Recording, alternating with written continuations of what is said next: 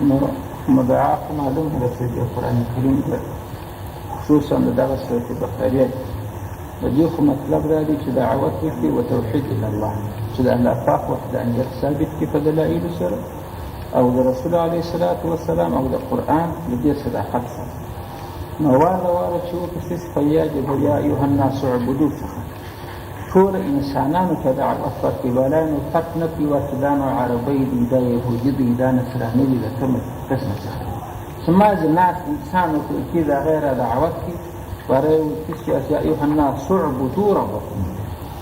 ټول انسانانو کې عبادت کې معنی الله واحد وګڼي داغه د فارغ خپل دلایل پیش کړ او بیا چې انعامونه پر راپېښول هغه انعامونه هم د عام قسمه څخه هغه عام انعامونه چې اول دا وټول الذي خلقكم چې خلقيه خلق الانسان ټول انسانان هغه پاک خلقي د عام نعمت ویاه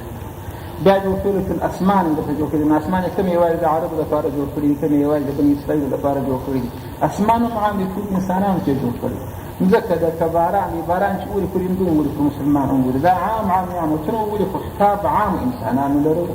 چې سره غړي وای بیا د مسافه د خلافت مسله را پیش کړ ولستیس پلاس آدم علیه السلام هغه مخمدت خلیفہ وګرځاوه پیرانان مجلس کړ نو آدم خپل کوم شپلار په بني اسرائیل هم پلاس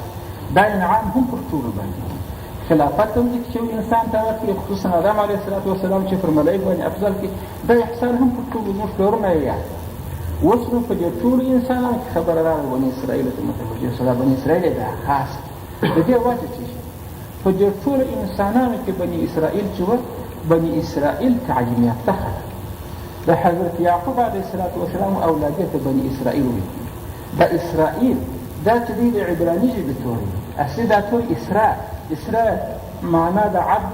ایل یې معنا د الله ده نو معنا یې عبد الله سو د یعقوب علیه السلام خپل نوم اسرائیل یې معنا عبد الله په دغه نامه په خپله ژبه کې نه دی عبد الله ترجمه شوه بني اسرائیل معنا اولاده د یعقوب علیه السلام چې د ده یوازې 12 زامن پاتې شو نو دغه اولاده ورسره کټ شو نو د یعقوب علیه السلام د وخت چې راونته چې د یوسف علیه السلام پلار دی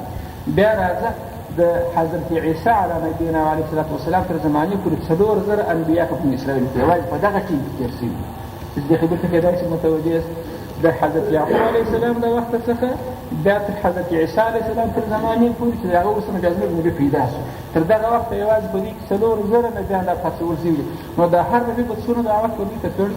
نو خو د دې مغزه ډېر منور ولې 4000 نبیان ورته کار کړی خو دې کې نو دې تعلیم یافته خلک وو د ډېرو خلکو چې هر کار کوي خدای به دې ته کتلی شته ولې دې څنګه جواب وایي دې ته چم کوي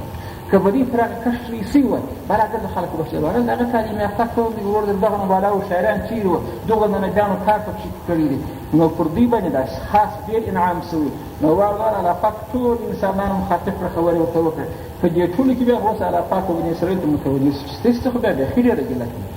ولې 4000 نبیان دې سره راغلي ستاسو مغزه منور دي ته چې لا پر دغه رښتیني نبي باندې چې محمد علیه السلام ایمان نه پر راوړی نو د مشرک ته کېږي لا چې هغه ایمان وجه نه کړی مشرک هغه وایي دغه امي دماغ د ګنده ده دا هغه په دماغ نه دي منورات خو 4000 بیا دعوت کړی تورات او انجیل او زبور په تاسو کې نازل شوي نو دا چې نازل شوي چې ستاسو د ټولو کتابونو باندې څه خبره په هغه کې د قرآن کریم صداقت بیان شوی دی د پیغمبر علیه السلام چې آخر الزمان نبي صداقت بیان شوی د معلومات سره له ایمان نه پراوړي نو دوی ډېر بدیږي ما دلته خاصه توجه بني اسرائیل ته کړې په عام انسانانو کې الله کتاب ورته وکړي اوس بیا خاص دې چې راکړي د اسرائیل تجربه دې ته وکړله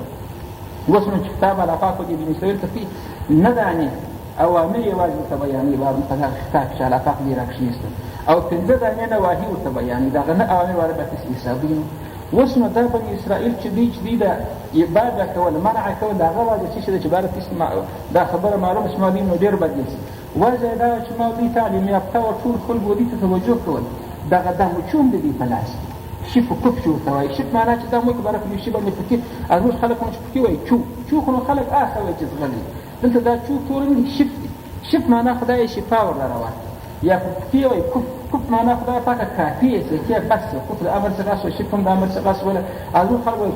چو نو نه دي شپ یا کوپ د شری دا مګ یا الحمدلله شي په وایي یا بل دا وایي بارچ په کې نو شپ کوپ د دې په لاس کې بل سره کنټرول کړی و بس دا دروازونه مو دې ته دا یا بل عزت خلقو دی وکړه دا لاسونه چې دوی پښې مشه ده ګرده دی رسول علیه السلام چې را مبعوث نو دوی باره ویل د علما باره که موږ پر ده چیرې ایمان راوړو ولاته به یې در غوږ وویني نو خبره دغه دي وایي دی دا ترې بهتره دي. محمد علیه السلام برکه د ورونو مالته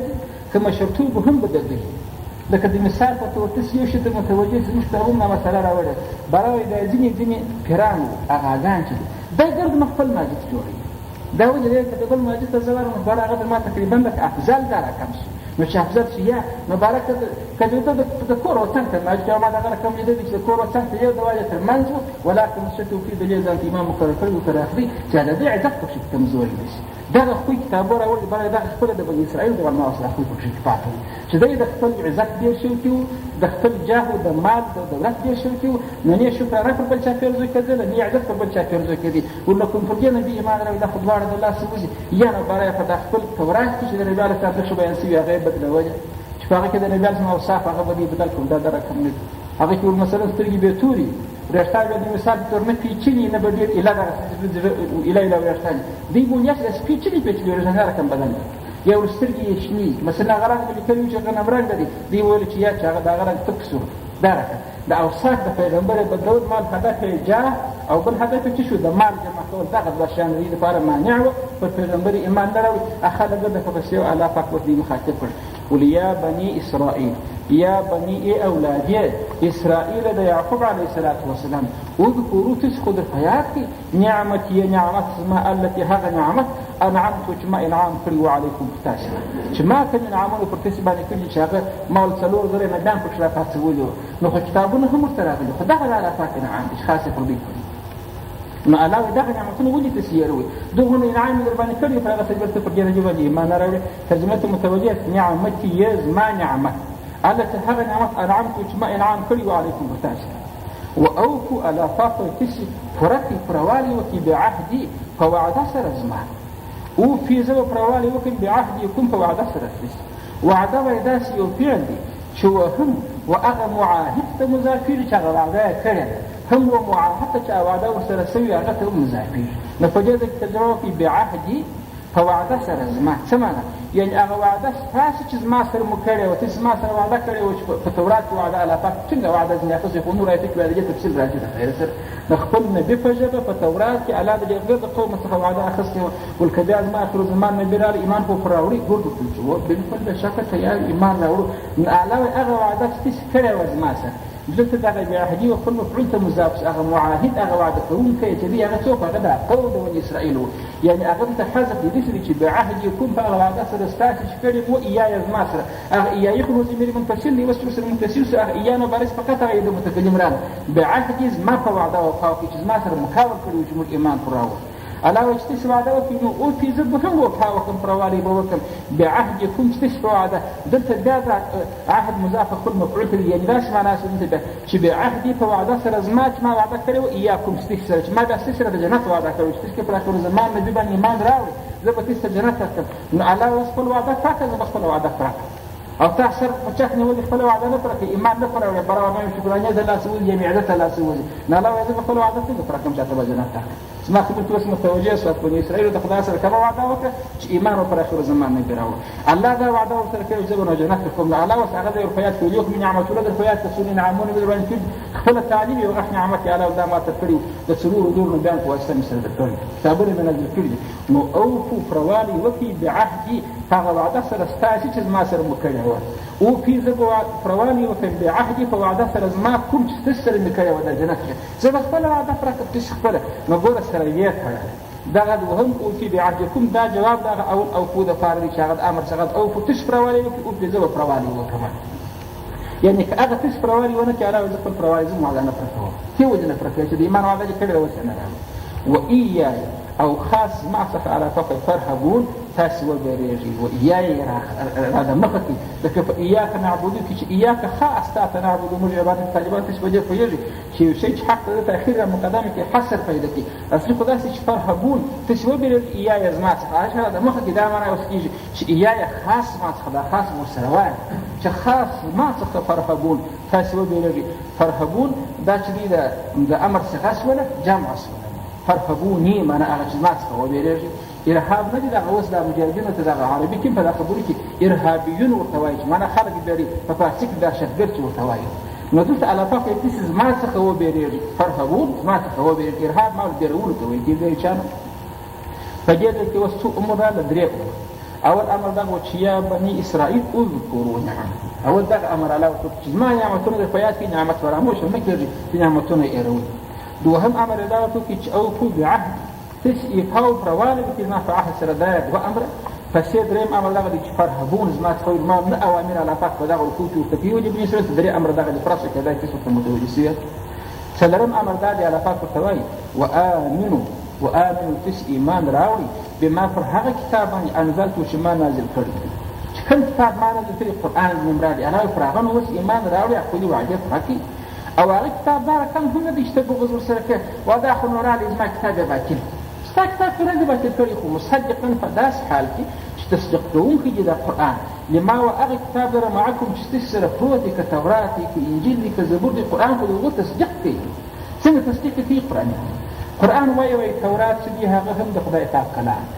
انجیل هم د خدای کلام دی، زبور هم د خدای کلام دی. مګر وکړه د یوه خبره به اوس یاد ساتئ، مثلا په کاسیرو کې د دوی دفتر دي پښتو انجیل خلکو ته ورکوي، پښتو زبور ورکوي، پښتو تورات ورکوي. پر دغه باندې ایمان راوړل نشي کولی. ولې په دې کې لاس صدیقې اوس نشي سره جلا کولی چې کوم هغه د الله تعالی کلام دی، کوم هغه د دوی خود ساخته دی چې د دوی خلکو په ګټ کړي. اوس په دې کې تلبس وکړي، اختلاط یې پکښې کړی. اوس تا چې ورشه هغه د خدای پاک کول او د دې خبره 10 ځایه پکښې لیکلي دي د دې انجیل ما کتل دي پښتو چې عیسی علیه السلام خپل د پلار ته راولاړ، عیسی علیه السلام ته خپل پلار دا خدای پاک یې د ده پلار کړی دی. دا قسمه خبرې بیخي ډېرې پکښې کې راځي. نو د مسلمان دپاره د هغه چا لپاره چې فرق یې نشي کولی، د هغه دپاره کتنه مطالعه ناروا ده. او نه ویلی چې پر دغه زما ایمان داسې تورات موږ ایمان لرو. موږ وایو هغه تورات چې الله نازل کړی دی پر موسی علیه السلام هغه حق و، د خدای پاک له طرفه څخه نازل شوی. داسې به نه چې دغه تورات حق وي، په دې کې کم کم شیان دي. دغسې وایو هغه تورات چې الله نازل کړی و هغه حق، هغه انجیل چې الله نازل کړی و هغه څه شو هغه حق و، هغه زبور چې الله نازل کړی و هغه حق و. حق دا معنا چې د طرفه څخه د خدای پاک و، د هغه خلکو دپاره چې و قابل د عمل و، واجب العمل و، باید یې عمل په کړی وای. وروسته نو بیا په قرآن سره د هغه عمل منسوخه شو، مګر حقانیت یې نه دی منسوخه شوی، ګوره عمل په منسوخه شو، عمل نه چپه کولی. لکه د مثال په توګه یو سړی ناجوړ ډاکټر ته وایي، ډاکټر یو نسخه ور ولیکله دغه به د یوه میاشت خوري، میاشت بعد به بېرته راشي. دی چې راغی میاشت خوړې، میاشت بعد چې ورغی ډاکټر نو نسخه ور بدله کړي، نوره دوا ورنه ورکړي. نو دا سړی وجه ډاکټر ته وایي چې بله نسخه لږ چې غلطه وه، هغه یې غلطه ولي وایي، هغه نسخه هم حقه وه، هغه میاشت هغه نسخه واړه. اوس چې میاشت تېره شوه، اوس یې به دغه نسخه واړه، دغه نسخه حقه ده، هماغه حقه ده، مګر دغه مریض ته اوس دا جایز وه چې هغه دغه نسخه بېرته خوري. خو ډاکټر په پوهېدی چې یوه میاشت لپاره دغه نسخه په کار ده، د دې میاشت وروسته دا بله نسخه په کار ده. اوس دا نسخو کې کومه یوه حقه ده، کومه یوه باطله ده. دواړې حق دي، هغه د خپلې میاشتې دپاره حقه وه، دا بله د خپلې میاشتې دپاره حقه ده. د الله پاک کلام هم دغه رقم زبور، تورات، انجیل د هر عصر دپاره چې الله کوم نسخه راجوړه بس هغه د یوې زمانې دپاره حقه وه. اوس موږ یقین چې دا حقه وه، د خدای د طرفه څخه وه، خود ساخته یې ونه بېنوه جوړه کړې. مګر اوس عمل په کولی شو، اوس عمل نشو په کولی. اوس یې ټیم بدل شو، الله بله نسخه راولېږله چې قرآن کریم. اوس نو دا وایي تر قیامته پورې دغه نسخه ستاسې دپاره شافي و کافي ده، دغه عملي کوئ. اوس که هغه نسخه څوک کړي ورباکې مریضان نو خلک راته وایي چې ډېر ناپوهه ډاکټر د ټولو دغه د بالا مه خوره، دغه نسخه بنده کړه، اوس دغه نسخه خوره. هغه هم حق وه، دا هم حق وه. نو زما خبرې ته متوجه سي، قرآن کریم تصدیق کوونکی دی د تېرو کتابو. نو الله وایي ته په قرآن هغه وخت تا ایمان نه راوړلی چې ستا د کلام ضد وایي، چې کوم کتاب پسې نازل شوی خدای یې ضد هم نه دی، د هغې تصدیق کړي. نو تا ولې قرآن بد کړي؟ خو ورسره ټکر هم نه دی، ورسره جوړ کې نه مني. وآمنو ایمان راوړي بما پر هغه کتاب انزلتو الله وایي چې ما نازل کړی دی، چې دا قرآن دی. په داسې حال کې نازل کړی دی مصدقا چې تصدیق کوونکی دی دغه قرآن دی. ما و هغه کتابونه لره معکم چې ستاسې سره ملګري دي چې هغه تورات دی، د هغه تصدیق هم کوي. وایي د قرآن کې ډېر ځایونه راغلي دي چې دغه تورات د الله د طرفه څخه وو. ولا تکونو، او الله پاک ورته وایي وایي تاسې مه کېږئ اول کافرین، هغه اولنی لومړنی کافر به په دې قرآن. د زموږ زه اول تا سر پورته کړي نه مني. نو خو ما چې هغه تعلیم یافته یې هغه هوښیار یې ستا سر پورته کړي چې زه نه منم، نو دا نور خلک قومونه خو ګرده تا ته ګوري، باره وایي هغه چونه یې دغه ده چې چونه یې نه ونې هغه وایي زه څنګه ونه زه خوشي نه یم خبره. په قرآن خو اول باید چا ایمان راوړی و، د اسرائیل راوړی. ولې خو تورات کې دي چې د قرآن ټول صفت بیان شوي، په زبورو په انجیل کې صفتونه بیان شوي دي، تعلیم یافته قوم په دې ټولو کتابو باندې دی پوهېدل. نو چې دی نه راوړي الله ګوره د اول کافر ورته وویله. اول کافر په دې دی خدای تعلیم یافته دی چې دا ما دې سر وغړي، دا نور ګرده څېړې په پسې چې زغې برای دین نه راوړي. برای دغه هوښیار مقدار څه په کې دي شنیمنې نو الله وایي چې ته اول کافر شوې دا نور کفر چې بیا د قیامته پورې روان دي د بني اسرائیل ګناه ستا په کار دی ولې تا د کفر اساس ورته کښېښود تاسې پلرونو نیکهګانې ستاسې اوس ایمان پر راوړي آینده نسل د بني اسرائیلو چې راځي هغه به ګرځي ستاسې پر کشف چې راشي برای په ثواب ورشریکان یاست دا زموږ په دین کې د رسول علیه الصلاة والسلام حدیث روایت دی وایي من سن سنة حسنة چا چې من سن سنة چا چې یو طریقه کښېښوله سنة حسنة ښه طریقه یې په دین کې کښېښول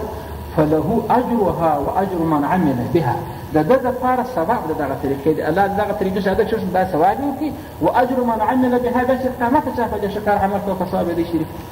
ومن سن سنة سيئة که چا بده طریقه پرانیستل په دین کې نو الله پاک نبي علیه السلام وایي فله وزرها دپاره د ده عذاب د دغه طریقې دی چې خپره یې ژده ووزر من عمل بها کوم چا چې بیا نور دغه عمل وکړي په دې بده طریقه سره په هغه ټولو باندې دی ورشریک نه وایي دا خلک چې قتل کوي ناحقه هغه قابل د آدم علیه السلام زوی واره قتل کړي وایي په دا حق قتل کړي د هغه به اخیسته ولې خو دغه بده طریقه ده وانه په دنیا کې کښېښول نو دلته هم الله پاک اول کافر د ځانه مه جوړوه چې باره د خلکو په کفر کې مقتدا سي دا نور نسل چې راځي په تا پسې دي د مثال په طور نن چې زموږ په دار اسلام کې په دغه د اسلام په ملکو کې یادوم په دغه کې چې هر چا د کفر اساس یې شي بلا موږ نه وایو چې فلاني کښېښوي یا فلاني کښېښوي دا چې دغه بچیان سکولو ته ځي د دوی په نقش قدم ورځي هغه اول ارامي یې په دغه عذاب شریک لار ولا که د قبر باغ شان ورجمع کیږي په وجه خنف حساب کیږي چې دا مردار طریقه تا وجه مل تر شوا چې په کور کې پلار دې په جن پر لاخته د پلار د اسلام نظر کې د زیاده کفر نظر کې نو زګر دا اصلاح کوي ولې خدای د کار د ګوتو ورشي چې سار راکښې نه د وغوښتي بارنه هغه وخت راځي چې دا سر د خوب دغه سکي چې راځي به د خلاص یا خورا موږ دغه غیر سره چا څه ځکه نه د مور سره د دونه بودباش نشته د پلار سره بودباش نشته بودباش هغه د عیسائی مسله سره چې هغه خپل عیسائی ما په سکولو کې پښتنه په ځینو کې کړل د اسلام مضمون او عیسائی ته ورکړی هغه ورته درسي نو هغه به څه تشریح په اسلام کې ورکړي چې اسلامیات عیسائی ورته درسي نو اسلامیات وضع علم کاوه په دا سکولو کې دغه مضامین چې اسلام مضمون هغه عیسائی ته ورکړي هغه د عیسایت یو اسلام په کړی ته لاړو اجرا کوي نو دلته اول کافر چې ایمان ګوري دا چې ورته بس فکر د قرآن کریم چې دا خورا بد کار دی چې بد کار کړی دی چې رهنما شي نو الله وایي ولا تکونوا تاسې مه کېږئ اول کافرین لومړنی کافر به په دغه سره ورته تعلیم یافته خلک په تا پسې ولا تشترو الله ورته تاسې مه رانیسئ بآیاتي په آیاتو سره زما ثمنا پیسې قلیلا لږ ثمن مه فرانیسئ ثمن په دې ځای کې ګورئ ثمن په عربي کې چې ذکر شي د یو شي قیمت ته ورکېږي لکه زه چې یو چا ته کتاب رانیسم بارانو دا پیسې چې ورکړم دا پیسې ثمن شولې هغه کتاب یې مبیعه شوی دلته الله داسې وایي چې تاسې به رانیسئ په آیاتو سره زما ثمن قلیلا لږ د دغه ثمنه څخه مراد په قطع عوض دي ولې لا تشترو په معنا سره د تبادل دی چې مه بدلوئ د شراء هغه خپل اصطلاحي معنا نه د شراء قرآنیول بولي دلته قرآنیول خرڅول نشته په دې ځای کې خو دوی فقط دغه خپل ایمان یې پر کتاب الله نه راوړي چې قرآن کریم دی ولې چې شکرانه و هغه عزت مو د لاسه ونوځي هغه د دوی خپل دروازونو هغه عزت مو د لاسه ونوځي نو سودا په دې ځای کې چیرې فقط تبادله یې مراد الله وایي مه بدلوه زما آیاتونه درغلي چې قرآن کریم دی دغه قرار ومنه پروا نه لري هغه دواش په اول بل ځای نه چې ایمان پر راوړي دغه ورنومه تا ته راځي هم د سره که بل ځای راوړي نو آیاتونه خو مهم دي ولا تشترو تاسې مه بدلوئ بآیاتي په آیاتو سره زما په حکمو سره زما چې په قرآن کې درغلي دي دا سم دم بیان کړي چې مه په بدلوئ په بدله کې مه اخلئ ثمنا قلیلا لږ ثمن دلته بیا دې خبرې ته متوجه شي دا ثمنا قلیلا یې ویلي څونه که دا پیسې معنا یې ورته لږ ده 100 روپۍ لږ دي 1000 روپۍ لږ دي څونه که دا ثمن قلیل بلل کېږي وایي په دې کې د قلیل دوه قسمه دي یو شی ګای د بل یو قلیل دی په اعتبار د کمیت او د اندازې مثلا هغه زر دا څه ګای قلیل په اعتبار سره د رتبه د کیفیت په اعتبار قلیل لږ دلته هغه د کیفیت څخه مراد د کمیت نه دی مراد ولې کله څونه پیسې الله ذکر کړي چې دا نو لږ دي البته څونه شی دي چې دا هغه لږ خو لږ ډېر نه معلومیږي د کیفیت په لحاظ سره څخه مراد د ټوله دنیا منافع او د دنیا ټوله زمانه پر واخله دنیا چې 1000 کاله وجود درلود خو اخر فنا کېږي که نه فنا کېږي دا 1000 کاله او د دنیا څه چې نعمتونه دي کې ښځې دي کې پیسې دي کې موټر دي کې دا بلې خواته که د خدای آیتونه بلې خواته که دغه پر لږ دا ولې پر لږ شوله د کیفیت په لحاظ ولې د خدای پاک آیتونه چې راوړي د دې فایده شته دایمي او ابدي د نور او د جنت نعمتونه چې د جنت حول دي هر شی چې دي هغه د دنیا تر غیبه اعلی نو په دغه ځای کې د ثمن قلیلا څخه څه مراد د ثمن قلیلا څخه د ټوله دنیا منافع او د ټوله دنیا مده او زمانه به اګر د یوې خواته که دا څه منقلل شو د خدای پاک ایتونه بلې خواته که دا آیات نو الله وایي دغه آیاتونه په دغه څه منقلل یعنې معنا په ټوله دنیا نه بدلوه دغه دنیا پر لږ ده دا لږ بلل کېږي د خدای پاک ایتونه پر ډېر دي د دې ګټه غټه ده کېدای شي زما خبرې ته اوس خلاصه متوجه شي چې د ثمن قلیله څخه یو معلوم مقدار نه دی مراد چې څونه قدر پیسې څونه قدر شي بلکې ګرد دنیا زي مراد ټوله منافع یې ثمن قلیل په مقابله کې د آیاتو د خدای پاک وإياي او الله خاص زما څخه فتقون تسي وبېرېږي خاص بیا ایایه پر د مخه کې لکه فرهبون کې خاص زما څخه الله فتقون وبېرېږي دغه دې د فتقون بل امر په دې ذکر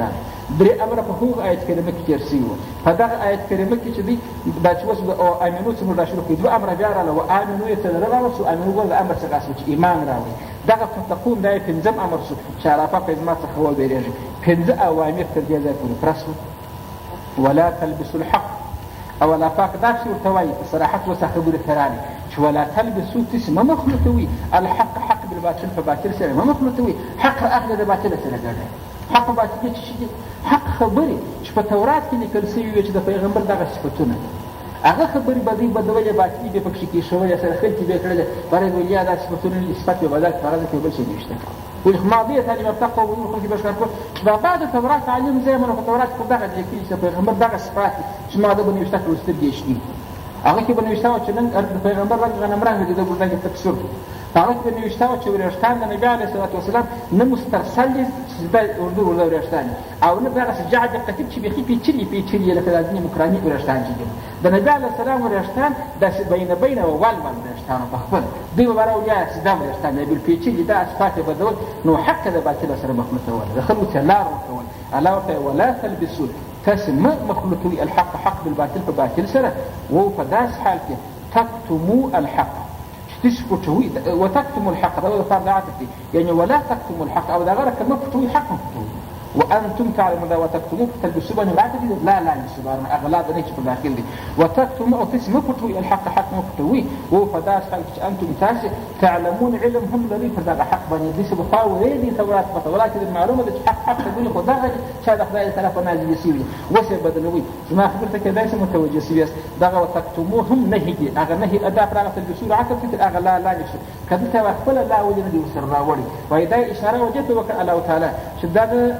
كتم د حق او تلبس تخلیف د حق د باطل سره دا دواړه سره لازم او ملزوم دي هغه یو لا یا بس دی نو دا نه چې هغه جلا کار دی هغه جلا دی تخلیف د حق د باطل مسره کوي او حق مفتوي څوک چې تخلیف د حق د باطل کوي خدا مستلزم دی چې حق د تفکر جباره سره چې شکیر سره مخلوق کوي کې په فکر مخلوق ګرځي هغه پټ کې باطل ورګټ کې بعض خلک لار ورکه کې نو زما کوي دوی ولا تلبسوا تسمګړوي الحق حق بالباطل په باطل سره وتكتموا او تسمفتوي الحق حق مفتوي و فداس حق انتم تعلمون تسع علم امري دغه د بخده شرم خبر د سړي په ویل هم چې دغه حق دی دغه باطل دی مګر یا خلک په خبرې سره کې اکثر کوشي دی دغه د زیات عیبونه الله دغه د تشعيل امر لري یو سړی د نه پوهې ته دی نه نه پوهېږي حق باطل نور معلومېږي دا سړی خو غلط دی مګر خو دغه نه د اهانت وړ نه دي دغه د پیغور وړ نه دي او په پای کې دغه الافات اصول چې انتم تعلمون چې تاسو علم لرئ دغه هغه زیات پیغور په اشاره وکړي داسې بد خلک یاست چې علم امر لري نو دا دا بد کار دا مه کوئ نو پسې واقیموا الصلاه دا د شپږم امر پسې راغلی واقیموا علاوه تاسې برپا کړئ الصلاه لمونځ تر اوسه د عقیدې کوم چې د عقیده صفات په قرآن باندې ایمان لري امنو تورکم په یاد هغه امر وسن وامنوا واذكروا نعمتي زما نعمتونه د په یاد کې په خپل ذهن کې راوړي او ایمان راوړي بما انزلتو ایمان چې دعوت وکړي فروعات فرات په کې چې یوازې په ایمان نه خلاصېږي واقیموا الصلاه علاوه اقامت برپا کېدل وکړي الصلاه د لمانځه وآتوا الزکات وآتوا تشورکي الزکات زکات شریعت چې دغه اوامر هم پر ځای کې واركعوا او تاسې رکوع وکړي مع الراکعين سره د رکوع کوونکو اوس نو یو سوال په دې کې دا راځي د آیت کریمه ته چې وګورئ چې هغه دی واقیموا الصلاه د صلات امر الله تعالی نه ورته وکړي نو په لمانځه کې خو رکوع په خپله دا رکوع بیا څه کوي چې راوړي چې وارکعوا مع الراکعين فعل چې مازې لمونځ کوه اخو رکوع خپله پکښې راغله سجده او رکوع و قیام او قعده ګرځه پکښې راغله دا وارکعوا مع الراکعين څه معنی چا دې دا جواب ورکړی دی برابر دا خو داسې و چې د بني اسرائیلو په دین کې رکوع نه وه ګرسره چې د دې په دین کې رکوع نه و نو چې لمونځ یې ورته ووایه دوی به وایي چې لمونځ موږ بیا هغه کوو الله پاک په حیات کې چې یا رکوع هم ورسره کوي په دین کې رکوع نه وه دغسې لمونځ کېږي د نبي علیه السلام نه کېږي رکوع اوس پکښې شته په دغه یې ورکوع ورسره ولي مګر دغه جواب ټیک نه دی ولې هلته په 230 آیات تقریبا د آل عمران راځي قرآن کریم کې داسې وایي که د چا آیات په یاد یا مریم اقنتي واسجدي لربك واركعي مع الراكعين. حضرت مريم چې د حضرت عیسی علیه السلام مور ده هغې ته الله پاک داسې چې یا مریم ای مریم اقنتي ته عاجزي کوه، واسجدي سجده کوه، وارکعي رکوع کوه، مع الراکعین رکوع کوه چې خلاص په مشهد کې رکوع کې دلته لمونځ ورسره کوه. هغه د رکوع امر ورته ورته شوی، خو خپله حضرت مریم هم د بني اسرائیل څخه هغه د رکوع امر ورته شوی دی. نو څنګه وایي چې رکوع په بني اسرائیل په عبادت کې رکوع نه وه، په دغه ځای دا جواب ټیک نه دی چې ته په دغه راوړې. اصلي جواب دا دی چې د بني اسرائیل په دین کې خو رکوع وه، لمونځ یې وخوت بیا نور کیفیت بدل. نو چې بیا صلات څنګه شو ورکوع بیا څه کوي چې هلته به رکوع په دین کې په صلات کې رکوع شته. وایي اصلي خبره دا وه چې په بني اسرائیل په دین کې رکوع مګر بده پر لګېدنې کوه، رکوع پکې شروع پر ده بده.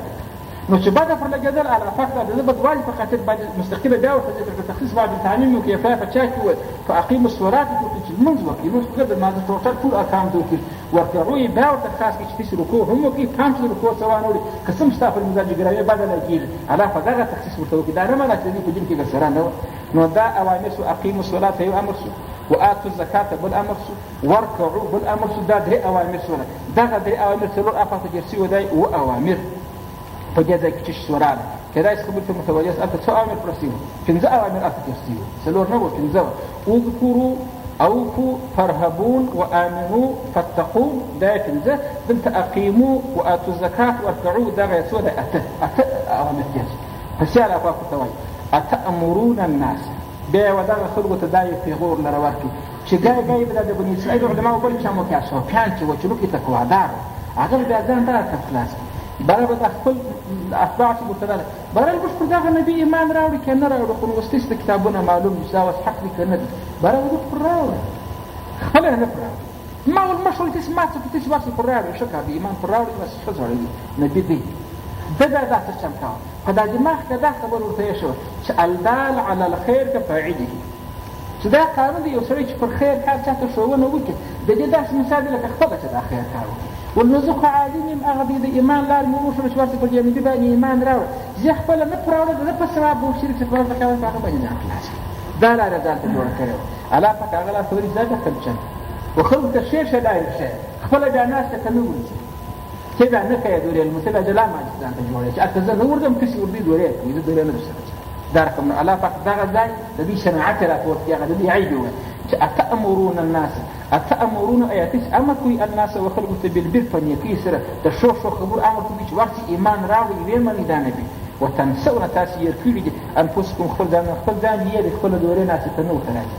او الله ورته یو حال دا چې انتم تاسې تتلون الکتاب، تتلون تاسې تلاوت کوي الکتاب دغه کتاب تورات د مخ ته پروت دی، د پیغمبر یو صفت وایي چې حقاني نبي دی راځي او خلکو ته ورته خپله نه ورځي. افلا تعقلون. الله وایي دا د عقل کار دی. افلا تعقلون. ایا تاسې عقل نه لرئ؟ ته دغونه سوچ نه لرئ چې عوامو ته ورته کوی خپله نه کوي. دا سره په دغه آیت کریمه کې د دې د علماو بل شناعت راپورت کړي، هغه قسم علماو چې مال خلکو چې ورورسي دی نه ورکوي، دی دورې معاذر ورځا بې عزت پایماله کېږي، یا زما شکراني و دغه نظرانیه دا شان جعلته دي د دغه وحشیان په ترڅ کې نیولې وه. نو الله یې دا کار هم راپورته کوي. په دې آیت کریمه کې یو بل حکم ته اشاره ده، تفاسیرو ټولو لیکلي هغه دا وایي د ځینو کسانو په ذهن کې د دې آیت ته دا ورځي چې که یو سړي خپله په دین عمل نه کوه نو د ده لپاره نصیحت ناروا دي نه دی کوي. وایي هغه رقم نه ده، دا بل رقم ده. که یو سړي چاته نصیحت کوه د ده لپاره دا په نصیحت نه عمل کول ناروا دي. د دې دوه خبرو فرق ګوري. یو دا دی چې د مثال پر خدای نه کړه زه په دین عمل نه کوم بل چاته وایم،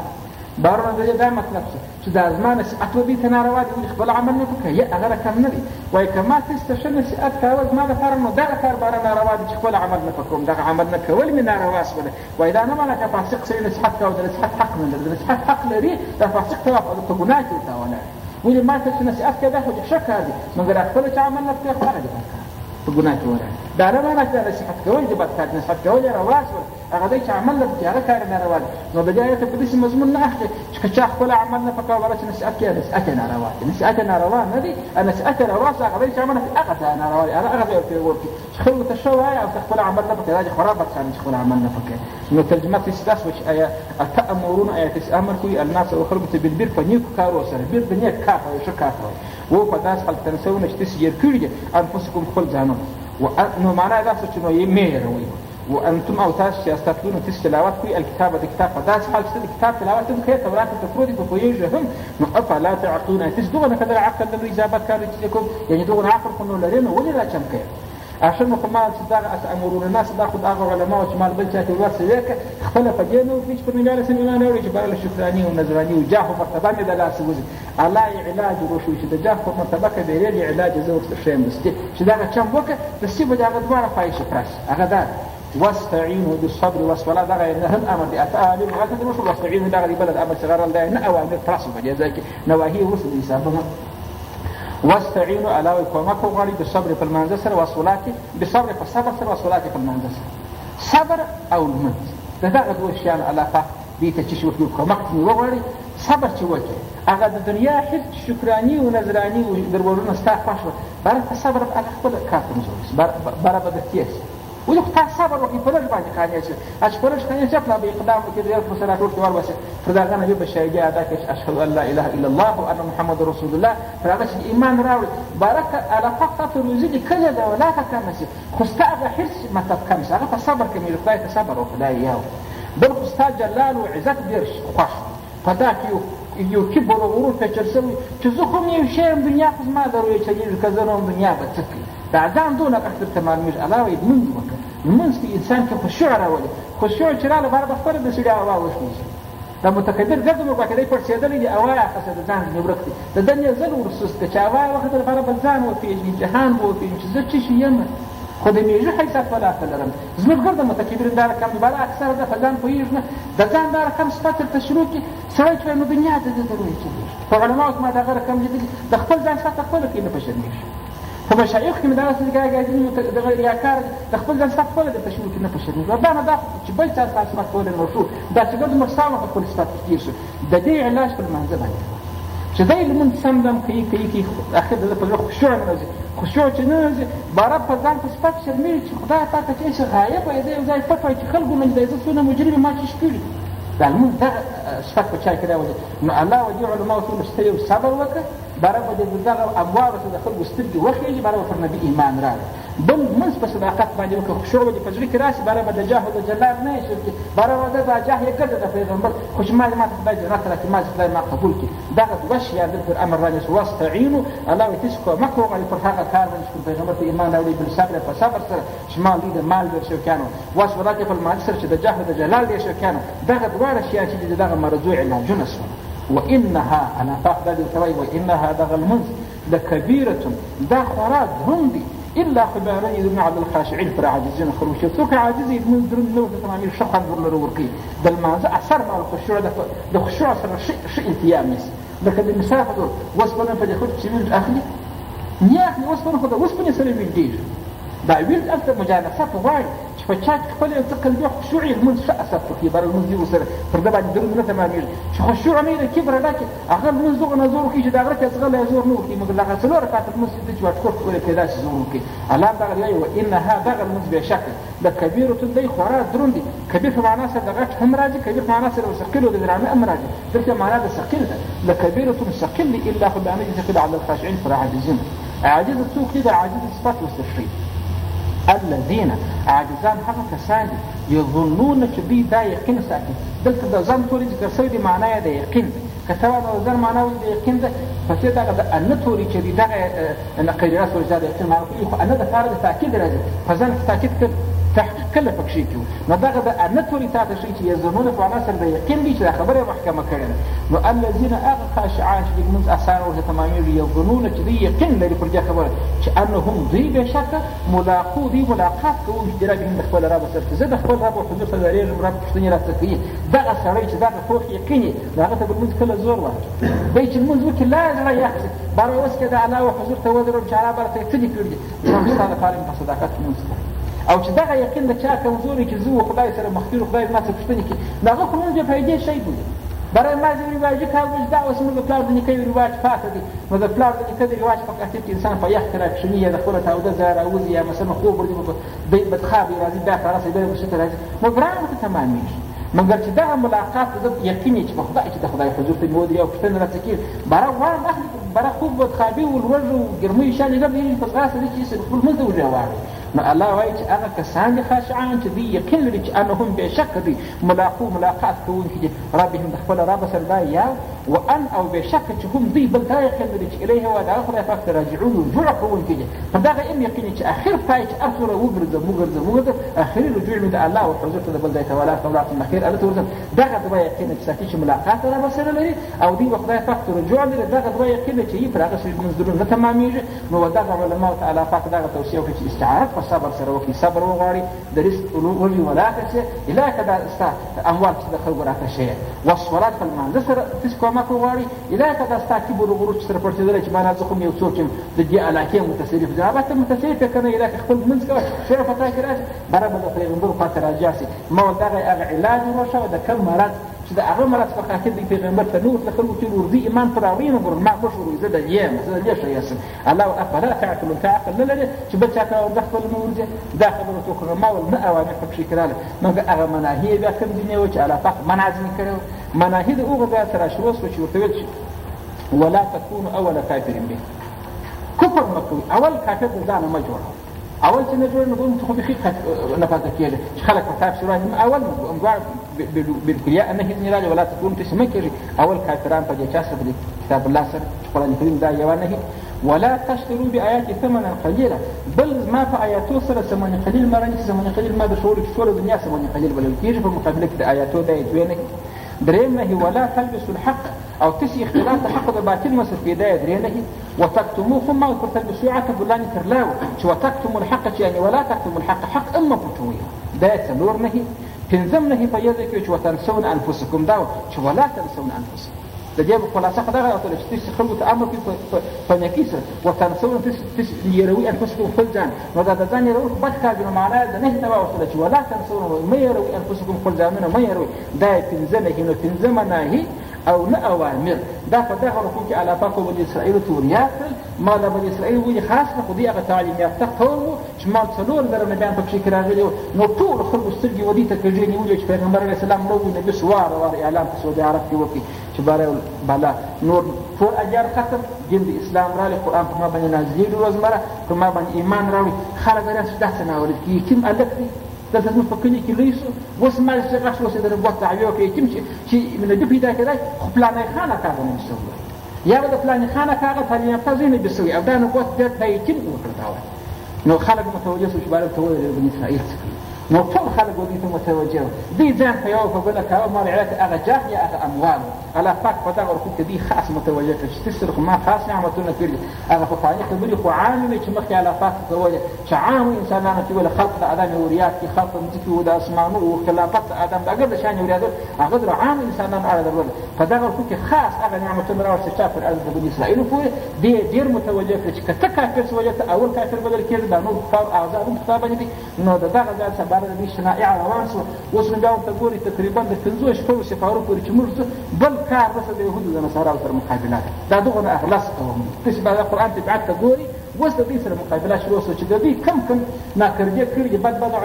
چمونه یې کړي الله به یو په تفسیر تاسو ګوري باندې په اره رکوع کې به راځي چې دغه کار یې کړي دغه یې کړي دغه شنایع دي د یهودو د نصاراو د بني اسرائیل چې تاسو برابر دي داسې به خپل ان شاء الله ښه انګېرنه وکړي چې دا دغه اغلاظ دښمن دي د هېڅ دوستي وړ نه د هېڅ منافقتونه به در معلوم سي چې د نبیانو سره کوم جفاوې کړي نو ستا سره کومه وفا ده چې خپل د نبیانو سره کړي نو ستا د نبي سره به کومه وفا وي ستا نبي به هلته پرېږده ستا سره به کومه وفا وي چې نن د یاره کته راغلي خلک خورا خوشحاله دي او قرآن طبعات ته تاسو معلوم سي الله تعالی دې وکړي چې زموږ د دوی څخه بد راسي چې دوستي مو ورسره نه وي واخر الله اعلم